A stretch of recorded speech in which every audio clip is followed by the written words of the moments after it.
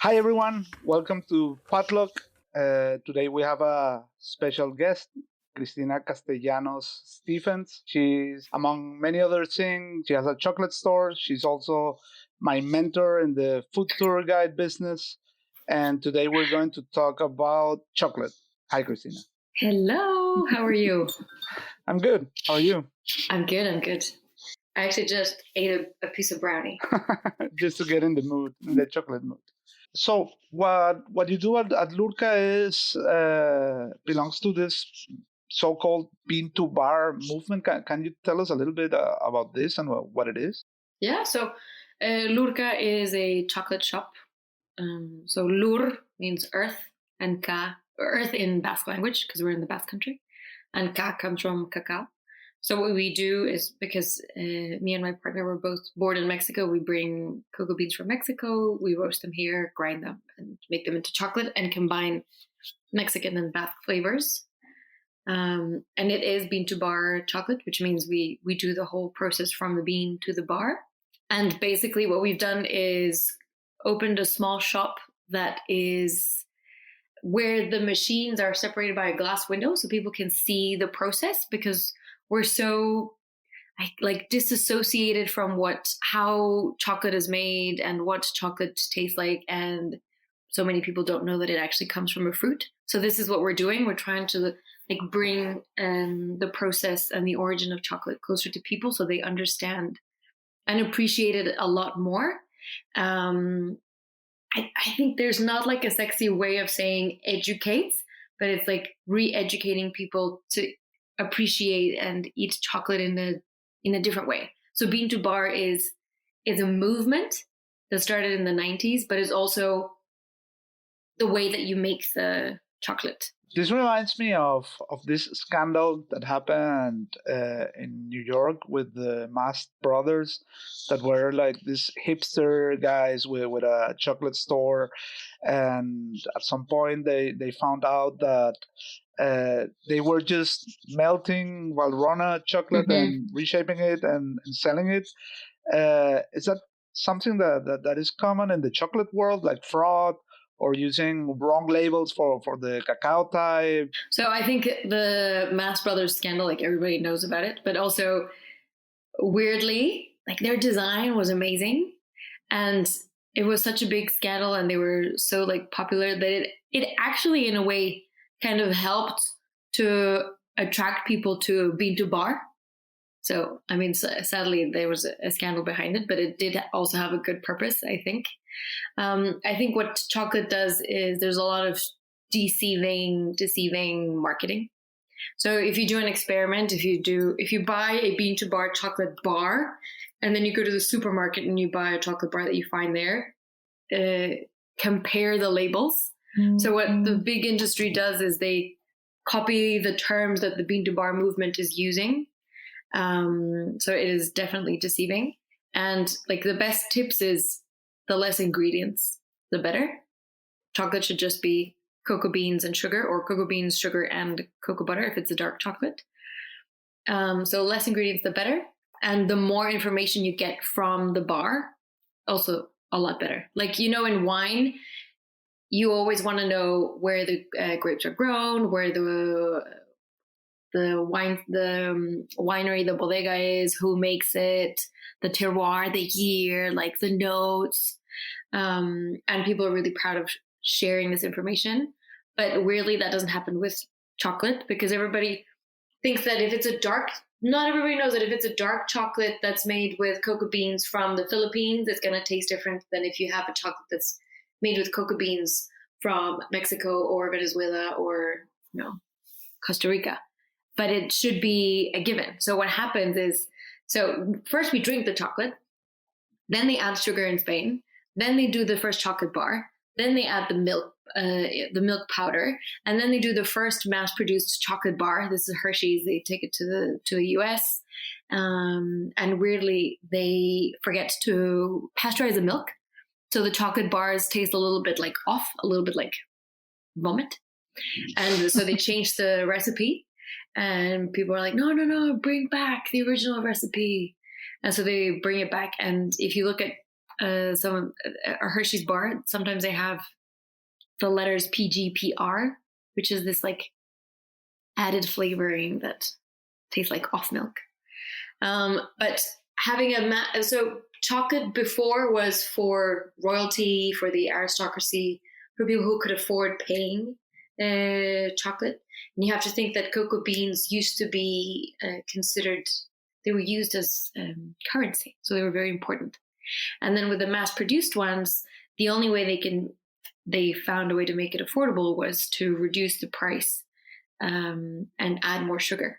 So chocolates that you buy in the supermarket are mass-produced chocolates where the traceability of where they get their cocoa beans from is completely dodgy. The number one ingredient is always sugar, and it's very hard to work with cocoa beans without adding anything else to it. You have to be patient, like the emulsifying it with soy lecithin, sunflower lecithin, palm oil just makes it cheaper and easier to work with and more fluid, right? So that usually most of the chocolate bars in the supermarket will have these ingredients, whereas the bean to bar chocolate is like a good wine where they're trying to show off where they buy their cocoa beans from, where they roast them, and the flavor profiles. So what you want to do when you're making a bean to bar chocolate is basically like enhance the flavor of the raw ingredient and not mess it up. Like when you're in a kitchen and you have really good ingredients, your goal is not to mess up the really good ingredients. Yeah, I agree. I think simplicity is key in many culinary processes. I don't know if I have told you this before. I have told this to many people, but Lurca is the best chocolate I've ever tried. Are Yeah, you serious? I really think so. I had like bean to bar chocolates before, but I mean the bean to bar world is like I would That's say so exciting! it's like the natural wine world, you know, that you get many different flavors and many different types. Yeah. But this one's especially I'm a fan of I would say 70% is my sweet spot. We can also talk about that, about percentages. I think when it goes above that 80-85, perhaps it's too bitter for me, at least in the ones I've tried. I know there are no like strict rules about this. Yeah, but I was really I really enjoyed it because this was like good chocolate but better. You know. Oh, that's amazing. Well, it's definitely, I think you can sometimes, I don't know, my father makes fun of me. He's just like, oh, why do you force us to do all these steps before we eat the chocolate? I don't want to stare at it and look at the color and let it melt. I'm like, but you're going to miss out on all the amazing complexities and the flavors. And I think once you learn how to properly eat and savor chocolate, there's no way of going back. Like chocolate is the one ingredient in the world that has to go up to the temperature of your body for you to be able to taste it. So if you open a chocolate bar and you just gobble it and chew, which is what we're used to doing, you miss out on like all the magic, right? Whereas again, if you think of wine, you don't just glug a whole bottle of wine. Like you take your time and savor it. That's what you want to do with the chocolate as well. You just let it melt in your mouth, right? That's the best way to taste it. Yeah, so you look at it, you see if it's shiny, if it's glossy, if it has that white powder on it, that's the sugar bloom or the butter bloom, which usually happens when there's a drastic change in temperature. Nothing's going to happen to you. It loses aroma properties. And then what you want to do is especially if it's a dark chocolate, you want to break it close to your ear and you want to hear it for that sharp snap. Let me see if I have a sharp snap so you can hear it. And this is a sign of tempering, right? When the crystals are forming. So we can hear a snap. Yeah, I guess that's a good snap. And then also you wanna smell it. You want to feel the aromas, and just like when you're like with everything that you eat, your body is like priming itself to whatever you're going to taste. So you just bite a bit of it and just let it melt on your mouth. You can chew a bit, but you want to cover your whole tongue. And then just like give yourself 30 seconds to enjoy the chocolate, basically. And then once it's melted and it's disappeared, you also want to concentrate on how long the flavor lingers in your mouth, which is amazing if you compare bean to bar chocolate with a supermarket chocolate. Like a supermarket chocolate will usually just like disappear really quickly or be super, super, super sweet. Yeah, that's the other thing I wanted to tell you. I think I actually already told you this, that after trying your chocolate, you completely ruined my experience of eating cheap chocolates, because I feel like the palm oil and all the trash that is in it. Now I can actually taste it after having a good one. Yeah, that greasy layer on the top of your mouth. Ugh. Yeah. Can we talk also about the do's and don'ts storing chocolate? I know a lot of people put chocolate on the fridge. I think people like the crunch. Okay.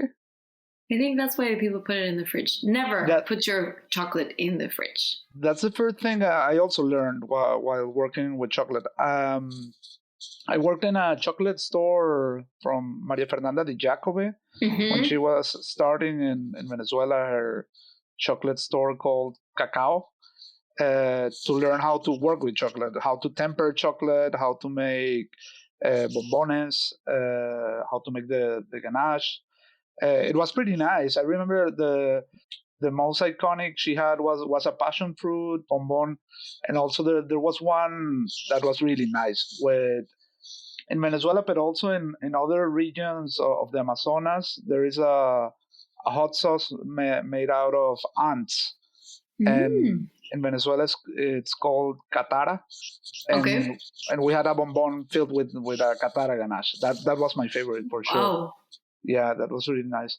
And well, also to mention, Maria Fernanda has played a key role in the development of Venezuelan cacao. Due to the whole crisis, many of the largest chocolate companies had to leave.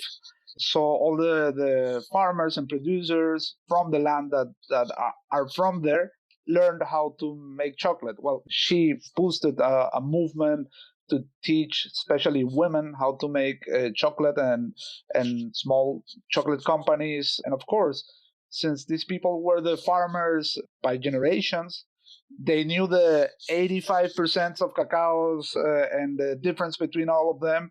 So if you empower these people to make their own chocolate, for sure they're going to be better than anyone else because they know the product so well. Mm-hmm. Wow. I think there's definitely amazing things happening with chocolate. I think I heard there's also a brand in Nicaragua that did that showed a lot of homeowners, like housewives, to make their own chocolate, and they started their own business.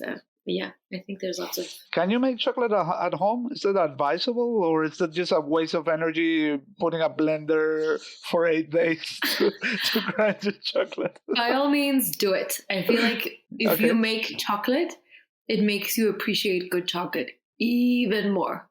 Like if you see how hard it is to make it. The first times we made chocolate at home, not good. Because also we tried it with the nibs, but also if you already buy the nibs, then like someone's already done the roasting, someone's already done the taking the husk away. Like you have less control over it. Like fermentation is the most important. I think what is also happening, maybe I'm mixing different ideas, but I think one is the bean to bar movement. One is the fact that before, usually chocolate was known, like very popular in places like Belgium and Switzerland, and they didn't even know that they didn't have cocoa beans there. And now the cocoa producing countries are also having their own brands that are making really, really good chocolate. There's also amazing bean to bar brands in Mexico, in Venezuela, in lots of countries. And Ecuador also became a major player. I remember Venezuela was like one of the top players before the whole crisis, and now it got a little bit displaced. But it has like one of the most amazing reputations of amazing cacao, Venezuela, for sure. I think Mexicans always think that chocolate was invented there and cocoa beans only grew there. But I think they've actually had new discoveries where it's actually closer to Central America and further down south. The information I have is south of Maracaibo Lake in Venezuela. Yeah. Is where they found the oldest cacao beans, like archaeologically. What I do think that's amazing is that it's managed to spread all over. Like you literally are the equator you're surrounded by cocoa beans everywhere. It's the fruit that connects us all in like a delicious, and it sounds very corny, but so storage of chocolate, we were saying, so do not put it in the fridge because you don't want to have the drastic change in temperature. If you do have a wine fridge, that's actually like the ideal temperature. Otherwise, you want to store it in a dark, cool place, no lights. And the thing about the fridge as well is that chocolate absorbs everything. So if you have like a sliced onion, it'll absorb the onion. If you live in a very hot place and the only place you can actually leave it is in the fridge, then I would suggest having an airtight Tupperware. Otherwise, it absorbs everything. Or if you want to do experiments, which we did with, for example, white chocolate, and we put it in a Ziploc bag with lavender, then it'll absorb the lavender, or truffle, or. Ah, yeah, nice. I knew that about eggs. Yeah. If you have a really high quality truffle, you just store it together with eggs, and the eggs will taste like truffle. It will absorb the flavor. It's the same thing. It absorbs everything. Yeah, fat absorbs flavor. That's something that happens. But lesson, like if there's one thing you can take away from this conversation, is to not put your chocolate in the fridge. So and then there's another common misconception. People think that if you melt chocolate and then you put it in the fridge, actually it will get hard again, and then you can make shapes or any kind of put it in a mold and then take it out. And that's not how it works at all. I mean, like, you have to temper it. There is like a specific temperature curve, so the chocolate crystallizes, and then you can work with it to make whatever, chocolate bars or sculptures or whatever you want. You told me once that there is a difference in tempering techniques between bean to bar and industrial chocolate. So I think the thing about industrial chocolate is that they just add more different kinds of fats. So it makes it easier to work with. It's more liquid. If you do hand tempering, you have to control the temperature. And if you do bean to bar chocolate, it's thicker. So if you are going to hand temper it, then you have to master the technique. Obviously, if you're going to make it bigger quantities, then you have a machine that will control the temperature, and there's like a swivelly thing that goes up and down, and it controls the temperature. It has two different ones to make sure that it's shiny and you're able to put it in the mold. But you can't just have any old chocolate, put it in the microwave. It won't be shiny. Like, you have to do it. Control the temperatures, basically. But the reason why it's harder is because you don't have any extra added fats. That's why people add soy lecithin and sunflower and palm oil. Mm-hmm. Yeah, it also makes it cheaper to produce. 100%. Also, something that companies are looking for all the time. Which is, we were talking about what makes, like, I'm sorry I ruined your experience of eating chocolate, but it really is like when someone opens the door, or when you it's like you open your eyes to your taste buds, you open your taste buds. There's no way that you can not taste the fats, the burnt cocoa beans, the extra sugar and the dull and disgusting flavors you get from supermarket chocolate in general, as opposed to bean to bar and craft chocolates, which are like, they're so fruity. It's like you just open this door to so many different flavors you didn't know that chocolate could have, because the big industry is trying to hide that, right? That's like the main difference. If you are paying more for your cocoa beans, this means that the people who are fermenting it and drying it are taking a lot more care of it. This is why you're paying them more. Whereas if you are exploiting people and exploiting the land and paying them nothing, obviously no one's going to take care of the fermentation and the drying like it should be. So if you compare, like, so one is massive quantities, and when they get the beans out of the bags, they literally just burn the whole thing so that it's a homogeneous flavor with, I was a shitload of sugar, a whole lot of sugar, you know? You can say a shitload of sugar.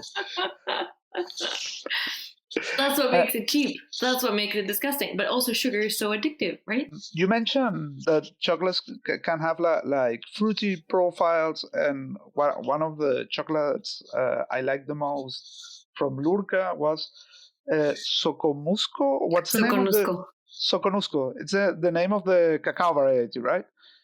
It's the region. It's the south of Chiapas. Yeah, and it has this raisin profile, and this is something probably that the industry doesn't feel it's the proper chocolate flavor, so they discard it. But that's exactly what it makes it so interesting, I think. And also, like, the way that we're so used to describing chocolate, you're just like, it's bitter, maybe you say creamy, and it's sweet. Whereas dark chocolate doesn't have to be bitter, which kind of ties into what you were mentioning before about the percentages. Percentages mean nothing in terms of bitterness in general. Like the Soconusco, it tastes like raisins, like dried fruits, like hazelnuts. And I also think in general, Mexico has kind of those notes, but then you have, cacaos from Tanzania and the Philippines, and they'll have like mango, passion fruit, flowers, like so many amazing flavor notes, which you get from the terroir, the fermentation, and the drying, and then the recipe that the chocolate maker will give it. So what you want to do with bean to bar chocolates is do a super light roast. You just want to roast it enough so that it releases the flavor, whereas the big industry will just, roast it until it's burnt. But yeah, so I remember when we had that chocolate, you're like, this is like raisin. I'm like, yes, it is like raisin. That's exactly what it tastes like. Are you still doing virtual tastings? You were doing that during the quarantine, right? Yeah. So during the pandemic. So before I have my food tour project. And then we started making chocolate at home. And Pavel was like, I really want to have a chocolate factory. I really want to have a chocolate shop. So we did this course to become certified chocolate tasters. If anyone wants to have a look at it, it's called the International Institute of Chocolate and Cocoa and Cacao Tasting. And you can... That sounds like a fun certificate to get. It's a really fun certificate. It's 3 levels. They teach it in London, Florence, and they're also doing it in Spain now. And it was amazing. But you had to travel abroad to get the certificate? Yeah, we went. We did the course in London. We did the first 2 levels. We still have to do the third one. And that was like definitely a clear... it marked the before and after moment in the way that we taste everything and anything. Like, we just became obsessed. We started buying chocolate from all over, started making our own chocolate. And then Paula was going to go and work in Norway with some amazing chocolate makers called Fjok. And he said, okay, I'm going to go for 3 months. he's really good at doing bonbons. So he said, okay, I'll help them do a line of bonbons. They're going to teach me how to use the machinery, because no one tells you that if you're a chocolate maker, you're more of a mechanic than someone that's in the kitchen. Chef. Exactly. Yeah. So when the pandemic hit, he couldn't leave. And since our whole world kind of revolved around food and now chocolate, I thought, okay, how can we mix what we're doing now with the tourism that I used to work in? So we designed these chocolate and wine tours to the Basque Country. So travel to the Basque Country through chocolate and wine. That's what we did. So we would ship boxes of chocolate and wine to people and connect on Zoom. And people were really drunk at the end and really happy and eating amazing chocolate. But we would also send them the chocolate that we were making. So we would, our experiments, we were getting a real feedback from people, and chocolate that no one else in the world was, going to be able to taste. So that was fun. We did that. And then we actually did manage to go to Norway. So we were there for a year and a half with these amazing women. That's where he learned to be a mechanic, and I learned how to taste more chocolate. and then we came back, and we had the whole concept of the name, and we did a collection of 10 bars, and we sent them to the International Chocolate Awards, which is also a thing. And we won 9 prizes the first year. Which was amazing. And then we just opened the shop 2.5 months ago. And it's basically chocolate bars, drinking chocolate with not like the Spanish version, which is really thick, but more like the Latin American version, which is lighter. And you can actually have it with water and milk. And we have the swivel stick, the molinillo, so you can do your own foam. And then bonbons and cakes and brownies and cookies. And are there channels to buy Lurka internationally, or you have to go to the store if you want a chocolate bar? So now, please come to the store. Come to the Basque Country. Come to the Basque Country. But we're going to open an online shop next year for sure, and hopefully we'll be able to work with some of the Vinto bar distributors in Europe. So stay tuned. Follow our Instagram. But yeah, we'll be doing it. And I don't do many virtual chocolate tastings that much anymore, maybe once a month. But we're doing them in person as well in the shop. So we're able to show people all of the steps, how you do it, how to taste it, and then how to pair it with wine. Or ideally, a good mezcal. Or good mezcal, exactly. That's what I did. That was something new. Getting drunk on mezcal and chocolate. I really do think chocolate can give you this elated, drunken feeling as well.